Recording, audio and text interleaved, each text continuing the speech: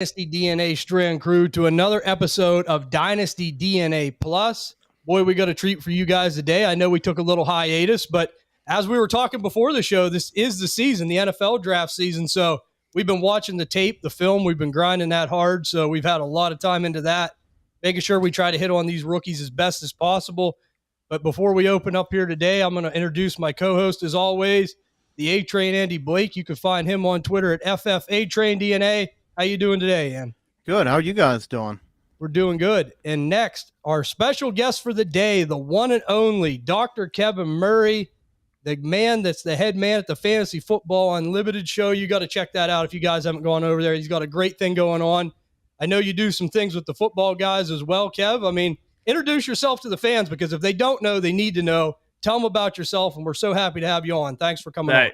You know, it's an honor to be on here. I love this kind of stuff. It's fantasy football. It's fun. This is what it's all about. So getting on here, talking about football, talking about the community, talking about the industry, all that kind of stuff. I'm always down for. I'm on staff at Football Guys. Amazing people over there. I mean, you can't say enough kind words about the people at Football Guys. But with Fantasy Football Unlimited, essentially that's like a portal into the industry. It's a website essentially that has links to every imaginable category in fantasy. My passion with fantasy, it comes down to the league experience. I'm known essentially for my fanatical commish dedication, right? So I've had some leagues in the past and that are going strong that I just kind of gone over the top with. And so with that, my passion is always trying to help leagues get better, because I recognize with fantasy, it's about that league experience. It's about more than just the game, right? It's the connections, it's the community within a league. It's the experience with fantasy that makes it so special for me, at least. And I know a lot of people experience that too, where that league experience, if you're connected, people need this in life. They need fun. They need to be able to relate and connect with people, and fantasy leagues give that. And so I just want people to dive deeper into fantasy, right? I think that leagues are better when people are more dedicated to the fantasy experience, right? So if people are diving into resources, learning, about new analysts, new resources, they invest more time into the game, and it impacts the league. And again, if the league is better because there's more engagement, that's what it's all about. So I want to provide resources, and that's where the Fantasy Football Unlimited podcast really comes in. A lot of commissioner type content, but definitely over the last year, I've really hit hard, a lot of the industry interviews, which is a passion of mine. There's, when the world of the fantasy football community opened up to me, people were so great to me, back in the day, and I've just met so many incredible people that have kind of found their way to the community. And I want to help, spread that love and share people's stories and help consumers of content connect with analysts and discover new resources. So all that stuff, in the end, it just comes down to, I love fantasy. And if you love fantasy, I think we can connect, essentially. Absolutely, man. And you're right. I mean, the community is like one of the best communities you could ask for. Like, so many people that are willing to help, so many nice, honest people you meet. And it's just nice to connect with them, like you said. And we've been doing this almost 2 years now. I mean, it's been a year and a half, and it's just been great. I mean, meet people like yourself, other great people. And I love those interviews you do at the Fantasy Football Unlimited, man. Like, I mean, that's like, you are like the best talk show host, like dealing with all these personalities. I love it. Like, everyone that comes on, like, what makes them tick, and you ask them the right questions. I enjoy watching those, man. You do a good job on those. Hey, no, I appreciate every word you just said. I mean, again, there's so many cool people in this industry, and interesting people come from different backgrounds and interesting backgrounds. And I've been blessed to meet a lot of people in this industry over the years. And I love sharing their stories. And so the show is not about me. It's about the guests, right? It's about highlighting their stories, their journeys. I just want to help people get inspired, whether it's content creators that, that want to kind of figure out, like, what's the path this guy took or that guy took, or if it's consumers that just love fantasy and they want to learn more about their favorite analysts or discover new analysts. That's what it's there for. Absolutely, man. Like I said, we are thrilled to have you on. You do great work. We're going to hop in here, though. We got some questions for you today, my friend. And I know you said about being a league commissioner, and I'm glad that we have you on for this, because I know this is a question that me personally and Andy gets personally from a lot of our fans over at Dynasty DNA. I'm going to ask you this first. When you're running and commissioning a league, what's one of your favorite and most effective ways to keep the league active during the offseason as much as you can? Because I get a lot of questions about this. Is there anything you like to do in particular to keep it fresh? Because we all know once the Super Bowl ends, especially the playoffs, all that's over, some people go into hiatus or they hibernate, and they ain't as active, and sometimes maybe leagues fold because of that. What do you like to do to keep it fresh?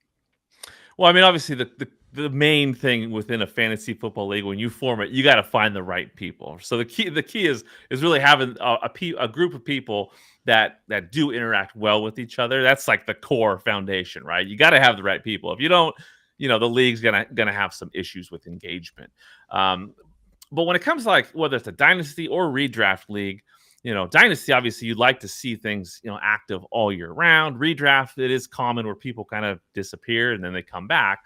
But either way, like, the more you can stay engaged during the off season, it just makes the league better, stronger, more likely to kind of stay viable over years. So engagement, don't lose that group chat, right? Like, if you're using that group chat to stay connected with each other, that goes so far. Because if you're just talking about the fantasy league during the fantasy season and then it goes away, like, there's no reason for people to dive back in there. But if you are, if it is a group chat where you guys are more likely to bring in, other things, it keeps people connected. It grows relationships, right? You the more you learn about your league mates, the more you might, engage on different topics. So keeping that group chat alive is huge. When it comes to the off season, also, like, it's perfect time, to say, like, the NCAA tournament, right? Do a bracket challenge with your league, right? There's multiple sporting events throughout the year that you can get together with your league if you're local. Create those outings together, like, playing golf or something like that. So just trying to stay connected in the off season with getting together is huge. But if it's, if people are spread out, it's really just kind of keeping topics alive when it comes to talking about, the NCAA tournament, or talking about the Masters, or talking about, the Kentucky Derby. Just keeping that chat alive is huge. And then also when it comes to, like, last place punishments, make sure that you do that punishment, if you have one, or incorporate one into your league sometime in the off season, so people kind of look forward to it, and it kind of it creates an event during the off season. Same thing if you want to do some creative ways to determine draft order. So many different ways you can do it. Obviously, if we're dealing with dynasty, I mean, most leagues are going to be just reverse order, but you could do some, create some little element where, a pick switches, right? Like, based on the result of the NCAA tournament or some type of off-season event. So you got to just be creative. The key is engagement. So, every league's different, so how you connect is different. But whatever your league is, there's most likely some common bond, whether it's a love for sports or, a passion for, a local community or something. Like, there's just ways to identify things that will help keep you connected. So it's really about keeping that chatter going and learning more about your league mates, so that you do have a reason to talk about, spring training or baseball or the NBA finals. Like, stay connected with people, because the more time that goes away where you're not communicating, it is harder to kind of reintroduce all that. Right. Absolutely, man. I love everything you said, Darren. Really, that's what it's all about. Like you said, keep it engagement and stuff like that. And, that's such a question, and I'm glad you answered it. So many people, like to hear from veteran seasoned commissioners like yourself. So that really, really helps, man. We appreciate you answering that. But now we'll get into some NFL talk, because there has been some big news. And I know, Kev, I don't know about you. I mean, we've been around this game a long time. A lot of us have. This was one of the craziest, busiest free agent frenzies I can ever remember. Trades, all kinds of wild stuff going on. But one of the biggest ones from a fantasy perspective, and I want to ask you first, Dan, and we'll let Kev chime in and see what he thinks. With Justin Fields being traded to the Steelers, how do you guys feel about him and his future in the league going forward? I mean, this is, one of these guys that's a polarizing guy. A lot of people have him on their rosters. They're counting on him next year. Some people might have paid some hefty prices, especially in dynasty leagues, to go get this guy, or they might have drafted him high in startups. How do you feel about this trade to the Steelers? Let me ask you guys first and foremost. I'll start with you, Ann. Well, I mean, it's been a roller coaster with his career. It seems like he had the big rushing, over 1,000 yards, and then really kind of took a step back. Hasn't really proven that he's a passer, but does get this opportunity here in Pittsburgh. Looking at the contract, he's only a 3.2 million cap hit for this year, so really good for the Steelers. But looking on that, are they going to pick up his 5th-year option, because they're going to have to know by May 2nd, and if they do, that's going to be a pretty big hit for them, which is 25.6 million. So, and OTAs aren't going to start clean up until I believe the beginning here of May. So, I mean, it's going to be hard, because what do they do if they're not even going to be able to see him? So, but if they do pay that 25 mil, it's actually not a bad deal with what some of these guys are getting. And if he were to play, I do believe Russell Wilson's probably going to start the season. I think a lot of us can agree on that. But it wouldn't surprise me if we do see Justin Fields at some point. So maybe they go to the franchise tag, and then they will franchise tag him possibly if he does look good going into the next year. So I think this is a good spot for him, though. Going to probably a run heavy where he's not going to have to make these really hard passes, and can just kind of maybe use his legs as well. I mean, we got Najee Harris, Jalen Warren here in Pittsburgh that, both very good backs. I mean, Jalen Warren kind of came out of nowhere, undrafted guy. We were able to see him last year just kind of be that lightning to Najee's thunder. So, yeah, good opportunity for Justin. From a dynasty standpoint, though, he's kind of tricky, right? Because you look on Twitter and you see a lot of people, they would rather have him than Kirk Cousins, who just got a big payday. So you kind of got to follow the money at some point, too, not just the youth. Baker Mayfield got a deal. I mean, I'd rather just probably roll with Baker. I mean, I know the upside's intriguing, but especially in your Superflex leagues, I think that's something we got to talk about too, right? Because Justin Fields, he might not have a job after Pittsburgh. So you got to be careful when you invest in your Superflex leagues. One quarterback, maybe you are willing to take a shot on Justin Fields just because that awesome rushing upside he does have. So how do you guys feel about Justin Fields there? Yeah, I mean, back to like what you said about the offseason. If this is what every offseason is like moving forward, This is awesome, because it was pretty crazy. And the Justin Fields, it hits home for me because I just in my main dynasty this last season, I'd won the championship the year before. My team got suddenly pretty old. I said, okay, I'm gonna give it one more run, but then my season started off rough. Like, I was facing the highest scoring teams in the league every week. Terrible start, so I just decided to have a massive rebuild. I have 57 picks practically in this next draft, but I traded Mahomes for 2 firsts, which are now the 2nd and the 4th, and Justin Fields. So this hits home, man. I was not prepared for this. It's not what I was planning. But the fact that I'm in a rebuild, I feel like you can take now. It's like, okay, take your time. I wouldn't sell him right now because, man, like, it's lowest volume, lowest right. value you can get right now. So at some point, he's going to get an opportunity, and when he does, and that stock rises, that's when I would ship him off, because long term. Yeah, I mean, I think that the way the NFL responded to this trade and everything, I mean, it's an uphill battle. Like, you can kind of see what the NFL is thinking of him. A running quarterback like that, I mean, they can be a little more risk and maybe a little more risk when it comes to injury, when those legs stop working. You can see with Russell, like when he lost some of that ability to scramble, it definitely affected his game. So I don't think Justin is a long-term play in fantasy, but you got to get that value to rise back up, because then when it does, there's going to be a market for him. Because again, in fantasy, he's phenomenal, and I was counting on it. Wasn't expecting this, but here we are.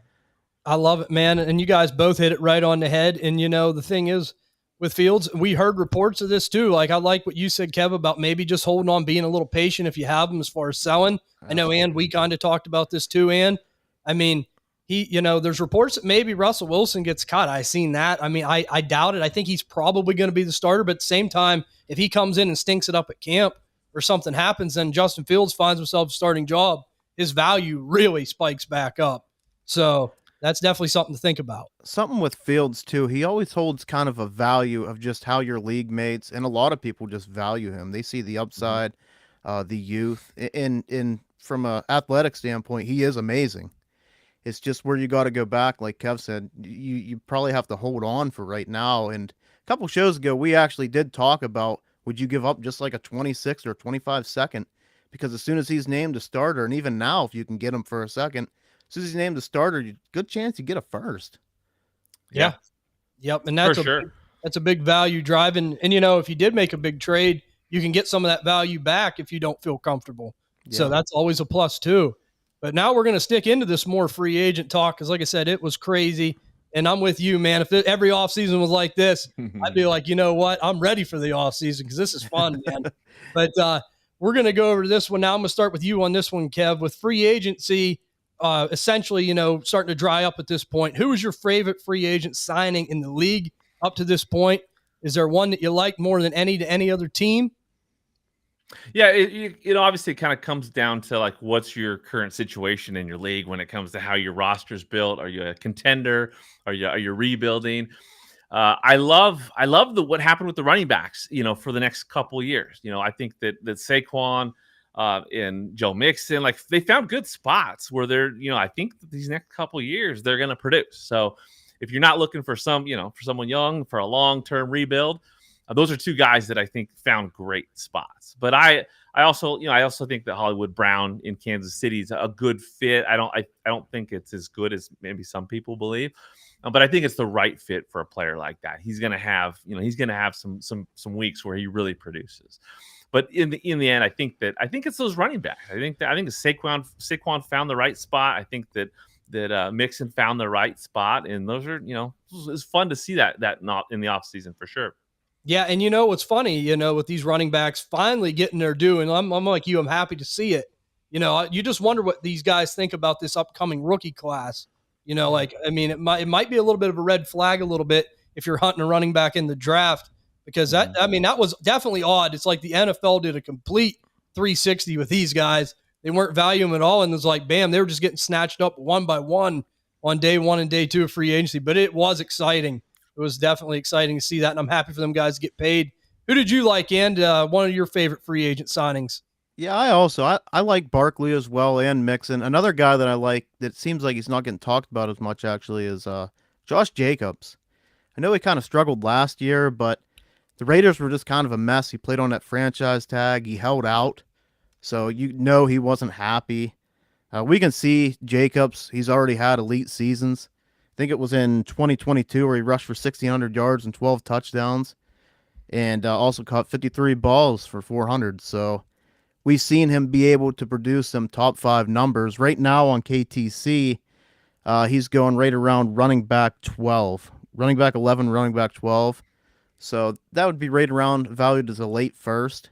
If he stays healthy, I think he could easily be a top 10 back. I absolutely love the spot.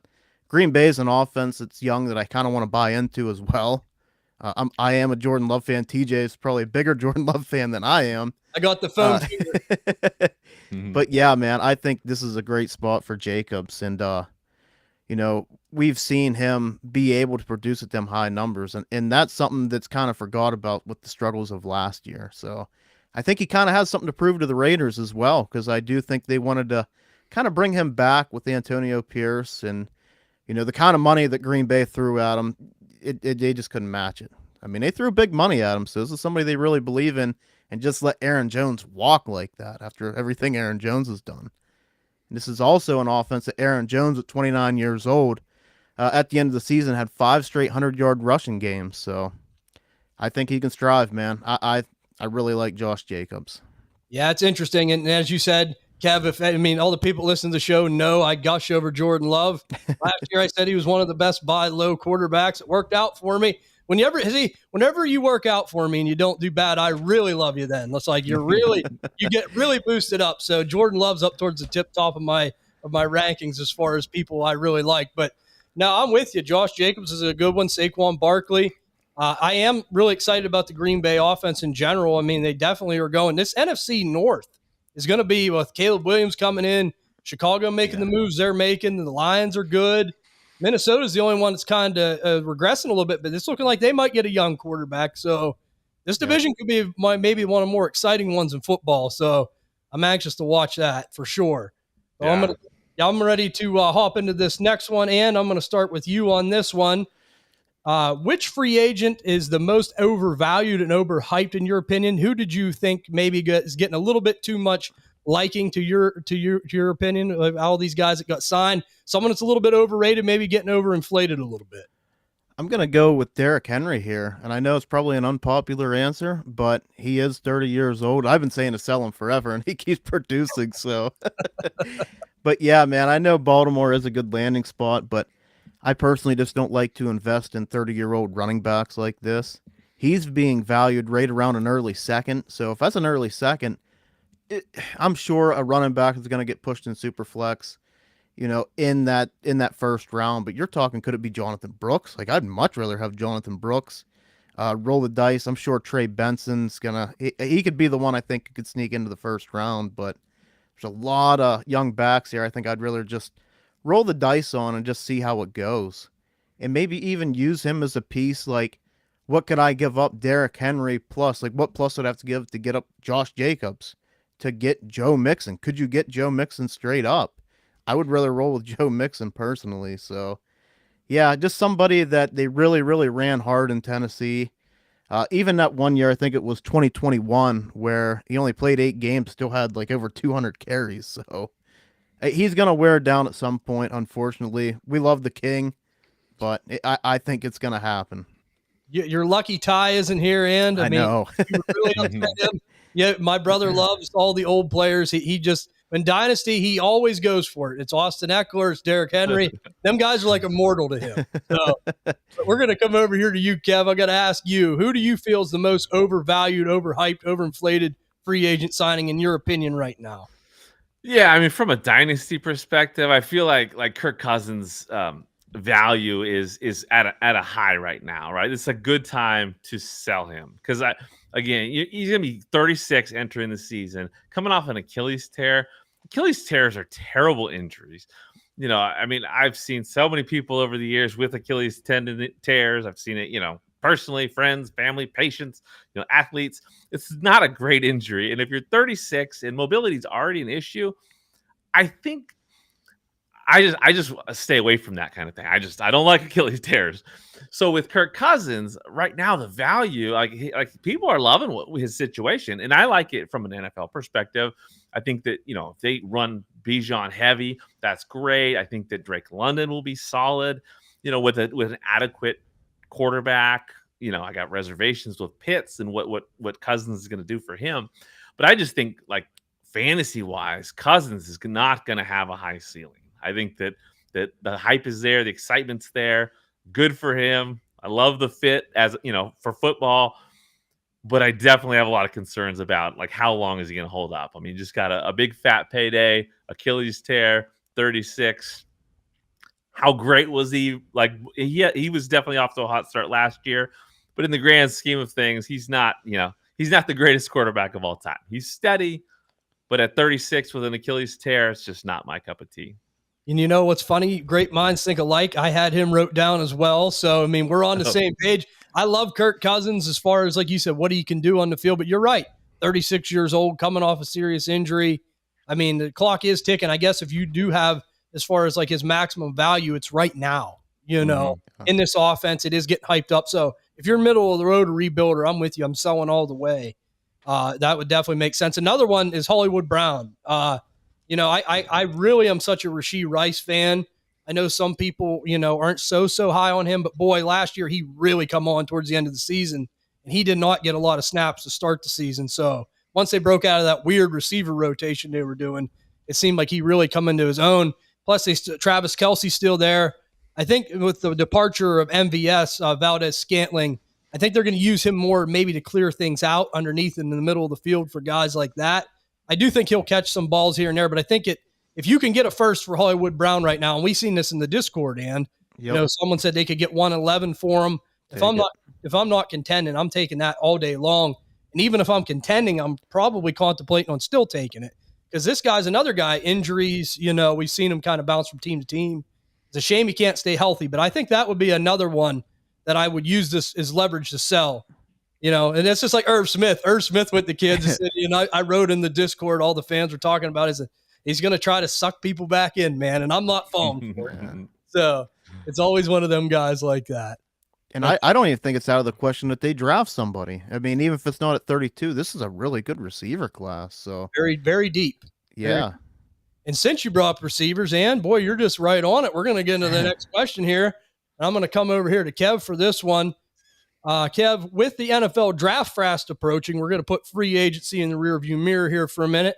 How many wide receivers do you see getting taken in the first round this year? Because like Andy said, this is a very deep class. It's a very plentiful class. How many do you think go in the first round if you had to put your finger on it?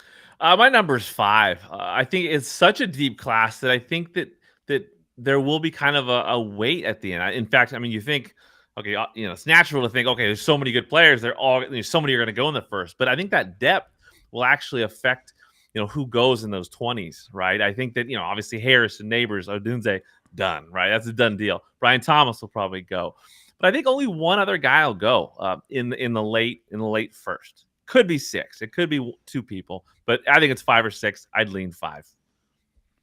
I like it. And what do you think? Yeah, that's what I have 5 as well. It's a smash for the big 3, and I do believe Brian Thomas too. Maybe we could see. I'm not the biggest Xavier Worthy truther, but maybe just with that speed, we could see him get drafted.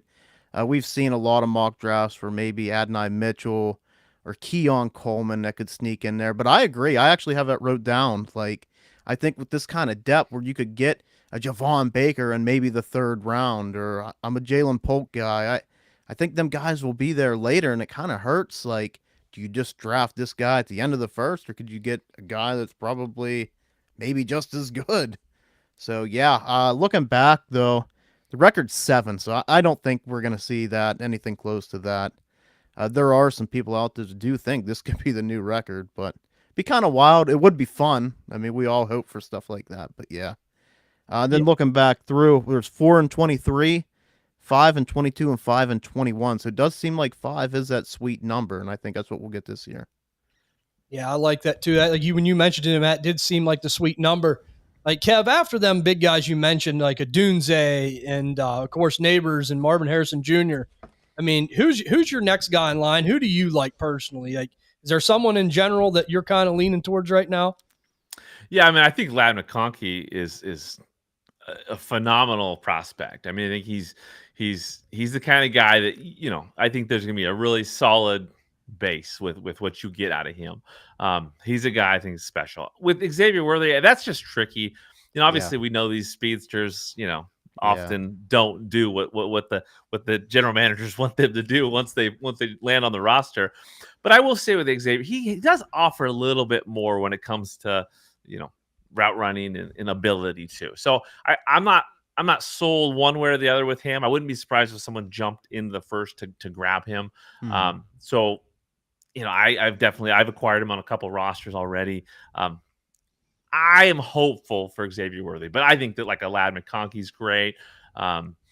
Xavier Leggett, like he's got some physical skills that I think are intriguing. So there's definitely, I mean, there's a long list. There's a long list of players in this draft class. Oh, it is, man. I love Ladd McConkey, so I'm on page with you there. He's one of my guys. After some of these big guys are off the board, I'm with you. I am a big Brian Thomas fan.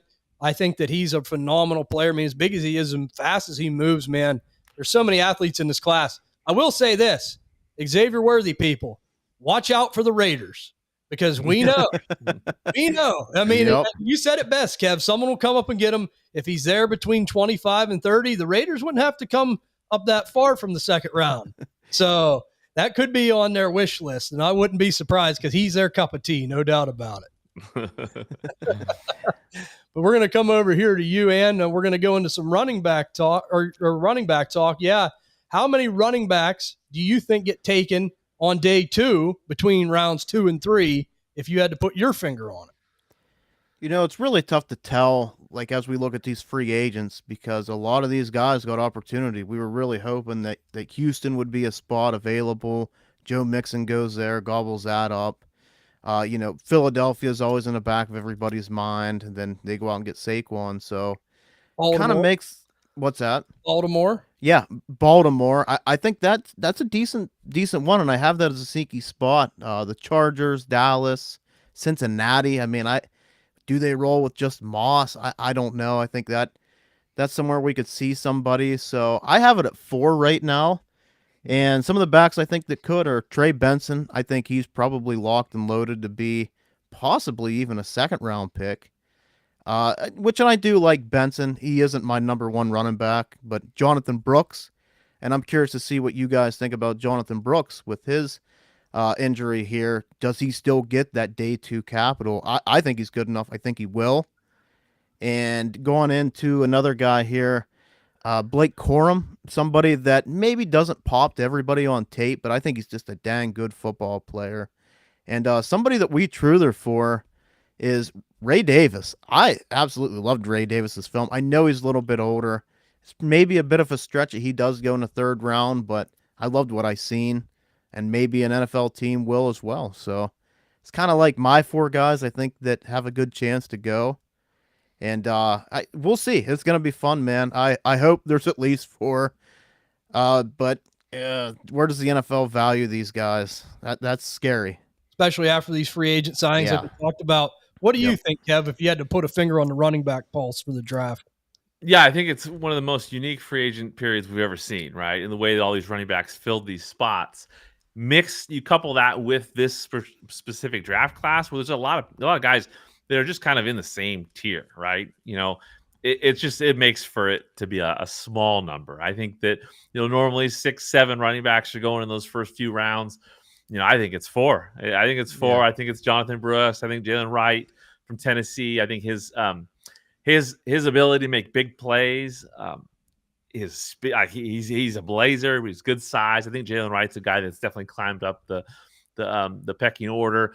Blake Corum, I think, is just a steady guy. He's a little older than some of these younger guys, but I think what you're going to get. So I think he's going to I think he's going to find a really good fit, and I think someone will take him probably in the 3rd. So I got Brooks, I got Jalen Wright, Blake Corum, Trey Benson in those first few rounds. But beyond that, I don't see why someone's going to reach for another guy on this list, until later. They're all going to be available. Lots of talented running backs. I think the class is more talented than people are given credit for. I think again, there's so many holes that have already been filled with free agency and current rosters that a lot of these guys are just going to have to kind of find their spot and wait for the opportunity. Yeah, right. Definitely. And it's going to be interesting, kind of like what Andy said, like Dallas. I mean, they are very running back needy at this point. Like, to me, that's one that I definitely think is a slam dunk that they're going to take one between rounds 2 and 3. Houston's going to be a little bit interesting. Joe Mixon's there, but he is getting older. Does Dameon Pierce get supplanted by a guy that comes in, and tries to fill that number 2 spot? Rachaad White escaped free agency yet again. We talked about this, and he's someone that's devalued, it seems like, every year, but he always – they keep rolling with him. He keeps getting the keys to the car. But do they bring somebody in? It's definitely going to be something to behold. And like you said, I think these free agents have really, really darkened the clouds if you need some of these rookie running backs for help. But I'm with you. I mean, Jalen Wright's a guy that the combine, he blew the combine up. Yeah. I mean, I think that really helped him separate himself a little bit from some of these other guys. I mean, I think he was kind of in that pack. Then the combine helped give him that push. And some of them other guys, I just think that they're 3 back guys. Another back that I really like is Marshawn Lloyd. I really like him too. I don't know how the NFL will value him, but and you're high on him too. We talk about this. I mean, we look for guys that can be 3 down guys, not just a pass catcher, people like that, someone that can project to that. And I see Marshawn Lloyd being one of them type of guys. So he's someone to keep eyes on as well. But I think Dallas is probably the number 1 running back team we got to watch. As far as who do they bring in. So for sure. I think they missed out on King Henry, and now they're going to have to go to plan B. But we're going to come over here now to this one's for you here, Kev. Who is your favorite late round dynasty rookie dart throw player in the 2024 draft class? Is there a guy that's down there? Like, so we're always there, that 4th, 5th round, a little bit later. He's like, I'm planting my flag for this guy. Like, he's going to be way better. It's going to be like this year's version of Puka Nacua to you. Someone that can break out and just be a standout type of guy. Who's that guy for you? I don't know if there's a Puka down there. That's that's going to be hard to match. But hopefully there's some guys. I think there's a lot of talented players. I'm excited. I'm doing tons of mock drafts. There's a lot of players deeper in the drafts that it's worth those dart throws. Those guys, I'm a Seattle guy, so I'm very familiar with Polk and McMillan as kind of guys that have been in the shadow of Odunze. They're good players, right? So I don't know if they have high upside, but those are players that you could definitely take a shot on. Malik Washington, he's a guy. I would say that's the one guy like in the fifth or maybe in the fourth. But right now I'm targeting just because he had kind of a real slow start in college. He burst onto the scene last year, kind of blew it up, and just kind of that small slot receiver type of guy. But Malik Washington seems to always be there when I'm looking at mocks, and I feel like he's got that kind of upside. If he finds the right fit, he could definitely be of value. I love it, man. Malik Washington, someone I like too as well. Like you said, that slot type of guy, had the highest vertical at the combine as well. Yeah. I mean, for a little guy, he's got some hops, man. And the way he plays, he's a tough football player too. I've seen him take some licks, and he just keeps on ticking. So he's a guy I like as well. I like that. And who do you have as maybe some of your later round dart throw type of guys that you want to plant your flag on? So going back to Washington here, and I have Jalen Polk. I absolutely love Jalen Polk's tape. I think when it's all said and done, I feel like he's probably a day two guy. I kind of feel like he followed in the shadow of Odunze as well. And I mean, Odunze is really good. It's just a really good offense. I like all three of the receivers, McMillan as well. I feel like this combine talk with him, like he had a bad combine. I don't think he necessarily had a bad combine. Some really athletic receivers. This is a great class. So we look at his 40. I mean, he ran a 4.52. Rashid Rice ran a 4.51. He kind of got overlooked. Seeing what Rashid Rice has kind of done, kind of taking a step forward in this Kansas City offense. Looking at his 10-yard split, 1.52, that was actually tied with Odunze, so that's not bad at all. So looking at his production profile as well, he had over 1,100 yards. He had 9 touchdowns, just a very good, smooth player. I didn't see a lot of holes in his game. I think he's a really good route runner, and I absolutely came away really impressed with Jalen Polk. So maybe this is a guy later that just falls with all this other talent when people are talking about, the Lad McConkeys, who I love. I love Lad. I mean, I'm a big Lad fan. But maybe, whenever these running backs are like, this is kind of a gamble, grab Jalen Polk, grab Malik Washington. Yeah, I love them type players. I'm with you there too. And in landing spots and draft capital is going to change a lot of this. Maybe these guys come up the board a little bit and the NFL values them the way we value them. I'm with you. Jalen Polk, I like Malik Washington. Another player I love, and you know this, I think he's going to go higher than where he's getting picked in a lot of mocks right now, is Roman Wilson. I am a big Roman Wilson guy, and I think he could be one of the best receivers out of this class, in my opinion, overall when it's all said and done. If he gets the right landing spot and gets the draft capital, he's someone I really like. Javon Baker, another guy that I got my eyes on. I know the Steelers are heavily invested in talking to him. The way they pick receivers, that makes me feel even better about it, that they're even interested. So that's a good thing there. And the one I absolutely love that's kind of flying under the radar, he's kind of in the realm is Malik Washington, being mainly a slot type of guy when it goes over to the league, whenever he goes into the league. It's going to be Jacob Cohen from Arizona. I love that kid, man. He's such a good route runner, so smooth, so fast, and he plays big for his size. And I mean, he don't break a lot of tackles, but boy, when he gets the ball, he is fast. So he's someone I really like as well. So all them guys, and like I said, that the circumstances could change given draft capital, given landing spot. That's always interesting. And I know you brought up Jalen Polk and about the 4.5 and the 40. Well, Jordan Addison run a 4.5 too, and I remember a lot of people were really upset with that last year. Yeah. So that was another one that kind of disappointed as well. I mean, you have Jordan Addison on your team, you'd be pretty happy right about now. I mean, if you had to guess, just Jalen Polk, sticking on him for 1 second, where do you think he gets picked? My opinion, I think he's a second round pick. Slam dunk third round pick. It's just going to be tough, like I said, because Ricky Pearsall had himself a good day.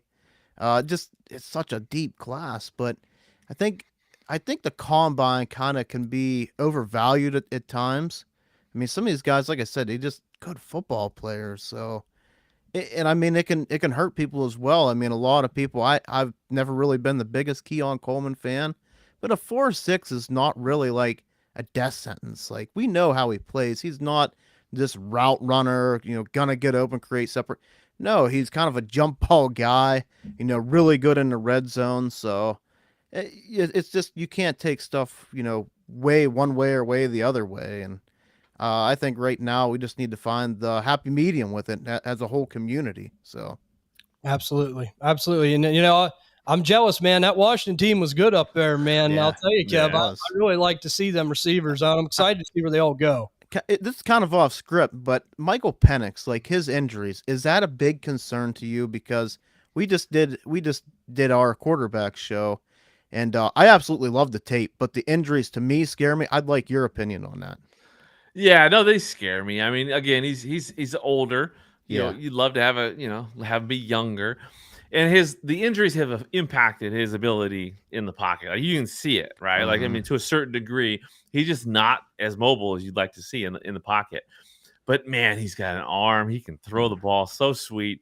Um, I feel like if he finds a situation where he has protection, decent line, I think he can produce. Like, I mean, I think I'm higher on him than other people are based on how low he is right now. Right, like Mhm. post national championship game, people have definitely been down on him, but he's a good football player. He can throw it better than most quarterbacks in the league. So Yeah. if he finds the right spot, the value's there. I don't mind grabbing him in leagues just to hold out, but because he's got skills that other quarterbacks just do not. So now when it comes to like re-injury and like the injuries that he's had, like what are we concerned about? I mean, so I'm not super concerned with the health of what I'm hearing about his health.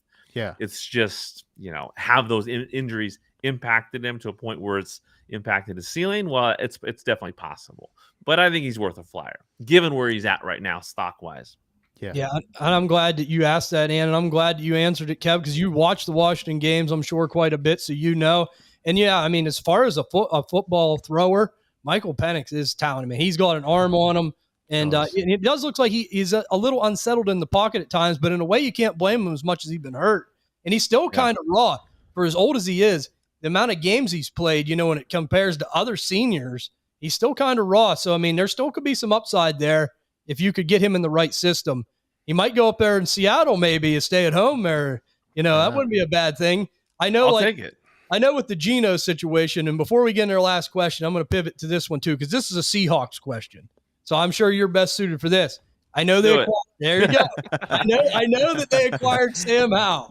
Yeah. How do you feel about that quarterback battle with Geno Smith and Sam Howell? I mean, obviously, I would say it's probably Geno's to lose at this point, but do you think we see Sam Howell there this season? And how do you feel about him now landing in Seattle? Yeah, no, I mean, I think it's Gino's job. I mean, they're not in a position right now to compete for the Super Bowl, right? Things are changing here a ton, on the staff, and they're definitely rebuilding for the future. All their moves this offseason, they're clearly setting themselves up for 2025 and beyond, right? Right. So Gino's just filling the spot for now. Howell, they definitely needed a backup, right? With Locke leaving, I didn't love the move because they lost some trade or some draft capital, but what they gave up for him, they don't have a lot of picks. So I mean, that's what I'm saying. They lost some draft capital. So I hate to see them lose, draft picks or fall back. But they didn't give up a lot for him, and he's a talented quarterback. Like he can play. So taking a flyer on him, I think it's fine. I don't think he's the future quarterback of the Seattle Seahawks. But I think he's a solid backup and has the potential, worst case scenario. There's a chance that he could, build something for a career, but I hope it's not the long-term answer. I don't think it's the long-term answer, but who knows? Because I know like so many people like with JSN, I mean, I know you guys have him. He's such a talented player. It seems like he can't break out of his shell a little bit. I mean, we know one thing we know about Sam Howell. We've seen it in Washington. He'll throw it 55 times. It might not always go to the right team, and it might not always get completed, but he's going to wing it. So, worst case scenario, maybe from fantasy-wise, if Geno would struggle, maybe that would give a little more life to people like JSN and Metcalf and company like that. So I'll take it. I'll take it. yeah, I think a lot of people would love to see JSN break out at this point, man. Such a good kid, such a talented player. But the last question I'm going to ask you here, Kev, while we have you on today, who's your favorite Dynasty player you're looking to buy this offseason? Do you have a favorite target, like a good value target you're going after? You know, it's like I always compare it to Andy. Like it's like loose change. People leave it on the floor, and I'm like the vacuum cleaner coming around and sucking it all up. That's kind of how I compare these guys. How do you feel about that? Who's your guy as far as a value buy? Yeah, so I'll name three. So basically, you mentioned JSN. I think his stock is lower than it should be in the long run, right? I think that dynasty value, JSN, he is a phenomenal wide receiver. He's in a good spot once things clear out a little bit for him. Obviously, bringing Lockett back this year, it drops JSN's value. I think this is a good time to go get JSN. You mentioned Justin Fields earlier. First of all, I think that Pittsburgh did a phenomenal job bringing in Russ and Justin. I think it's a cool situation. They definitely, brought in a couple guys that have upside. They got, they recognize value. They did it. We'll see what happens with that. But I think Fields' value is as low as it will be before at some point in the future it rises up. I think you need to sell it then. So it comes down to flipping, right? You want to flip that value, get Justin Fields now for cheap, flip him, next year or whatnot, or maybe at the end of this season when that value goes up. I think that's a good one. But Rashee Rice is the guy that I think is a huge value in fantasy. I think that Kelsey, obviously, he's aging.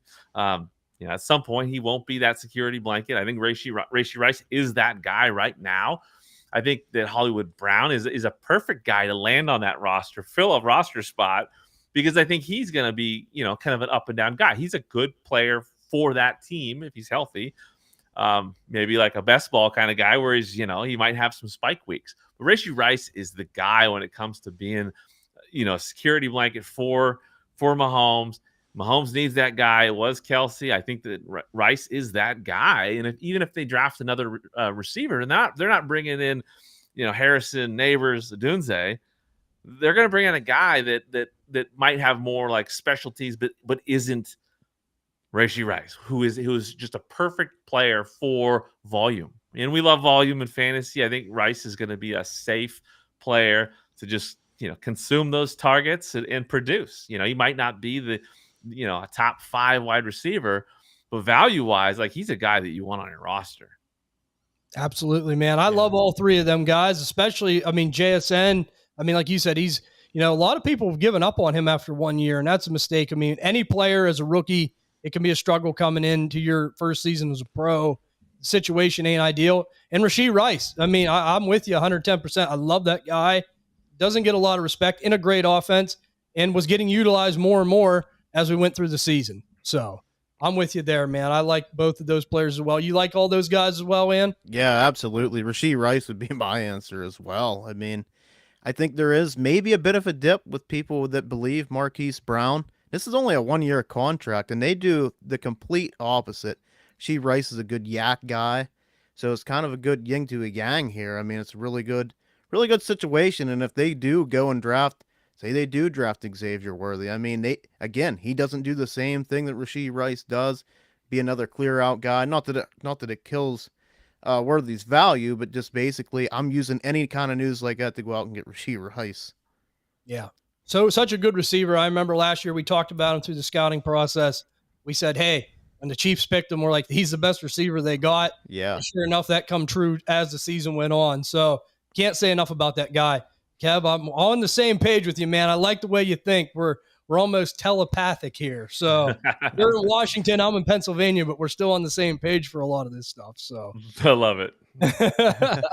But listen, man, we appreciate having you on, Kev. Thanks again. Like I said, guys, if you haven't, go over and make sure to check out Fantasy Football Unlimited on YouTube, on all the podcasting networks. You available on all those, I'm sure, Kev?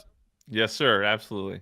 Yeah, you got to get over. I'm telling you, all the interviews he does, that's what I said. He's like the best interviewer I've seen with a lot of these guys. You do such a good job holding it together, asking great questions.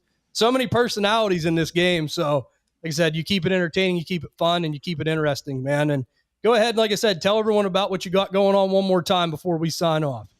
Sounds good. I mean, if you love fantasy, check out fantasyfootballunlimited.com. So many resources in this great game, that we all experience. But a lot of times, the biggest thing that, from my perspective, was that a lot of people will just play when they play fantasy. They don't dive deeper. Like, they just kind of rely on the host platforms to provide analysts. Whereas there's so many awesome people out there. I love helping people discover them. So the podcast, definitely check that out. Same thing. There's just so many awesome analysts out there, and just great people in the industry doing good things. Love to, give them a spotlight and share their personalities. So check out that podcast. If you're a commissioner, if you love your fantasy football league, or if you have a commissioner that needs a little boost, definitely also have them check out Fantasy Football Unlimited, because there's so many resources on there when it comes to making leagues better and making the drafts more fun, and last place punishments and ways to choose draft order and ways to maximize engagement. Lots of resources for commissioners, because that's my passion, and I love to share that. So Dr. KJ Murray at Dr. KJ Murray on Twitter or X. Most of the other social medias, you're going to find Fantasy Football Unlimited. Other than that, it was a pleasure to be on here. I can't wait to see you guys in Canton. And I will say that, if anybody out there's listening that wants, is a consumer, loves fantasy content, go to the expo. If you're in the industry, creating content, go to the expo. If you haven't been, you guys, I'm sure have hyped it up too. A phenomenal event. I can't wait to be there. It's every year you got to go. Yeah. Absolutely, man. Absolutely. Hoping to see you either at the stadium or in the town square, one of the two. We'll definitely be catching up with you there. In the meantime, maybe we'll hook back up and do some more of this in the future, Kev. But like I said, man, we appreciate you coming on. And as he said, if you are a commissioner, someone that loves fantasy football, you got to get over there, Fantasy Football Unlimited. I'll tell you again, because you need to hear it. It's the truth. We appreciate you guys all tuning in with us. Check us out on all the major podcasting platforms: Spotify, Apple Pod, Stitcher, Google, Amazon. We're on all the big ones, YouTube. Got stuff coming up there daily as well. Follow us on Twitter at Dynasty DNA _. We hope you guys have a great rest of your weekend. Enjoy it.